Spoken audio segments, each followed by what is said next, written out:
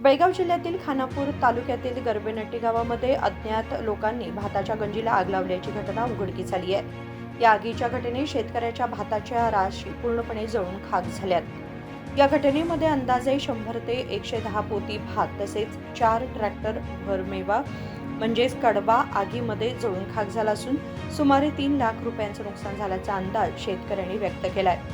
गरबेनट्टी येथील शेतकरी निवृत्ती नामदेव पाटील यांनी भाताची कापणी करून आपल्या शेतात 6 रास ठेवलेल्या होत्या, मात्र त्या रासांना आग लागून संपूर्ण भात जळून खाक झाला आहे। या आगीमुळे त्यांच्या भात पिकाचं मोठं नुकसान झालंय। माझं नाव मारुती पुंडलिक पाटील, गरबेनट्टी, कसबानगड पंचायत।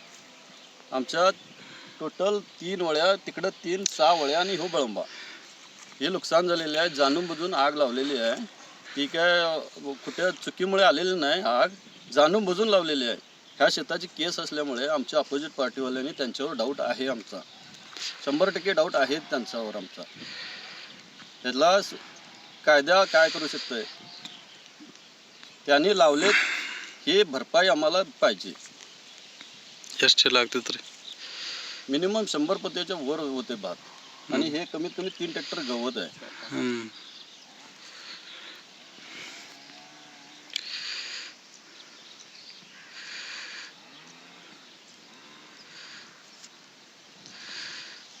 मालक राहिलं तर आमचा भाऊ डॉक्टरकडे गेलाय।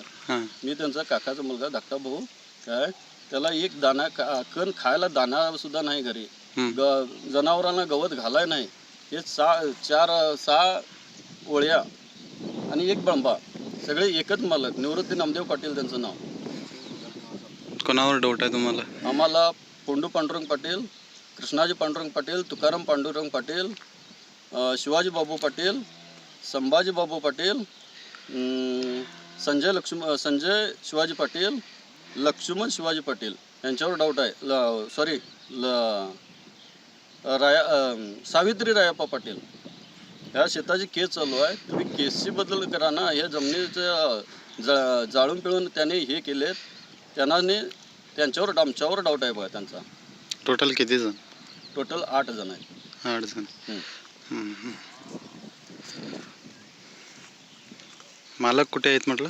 मालक हॉस्पिटलला आहेत सर। आराम नाही तुला? आराम नाही म्हणजे हायफर झालेत BP बघून हे सगळं नुकसान। ओके।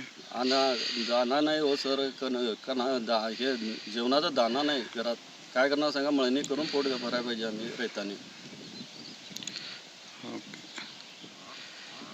याच आगीचा फटका शेजारील शेतकरी कुमार परशुराम पाटील यांनाही बसला असून त्यांच्या शेतात ठेवलेले 4 ट्रॅक्टर कडबा देखील पूर्णपणे जळून खाक झालाय। त्यामुळे त्यांनाही हजारो रुपयांचं नुकसान सहन करावं लागलं आहे। संबंधित महसूल व कृषी विभागाच्या अधिकाऱ्यांनी तातडीने पंचनामा करून शेतकऱ्यांना आर्थिक मदत द्यावी अशी मागणी करण्यात आली आहे। तसेच या आगीस कारणीभूत असलेल्या लोकांचा शोध घेऊन त्यांच्यावर कठोर कायदेशीर कारवाई करावी अशी मागणीही पोलीस विभागाकडे करण्यात आली आहे। नागेश नाईकर, KMM मराठी, खानापूर।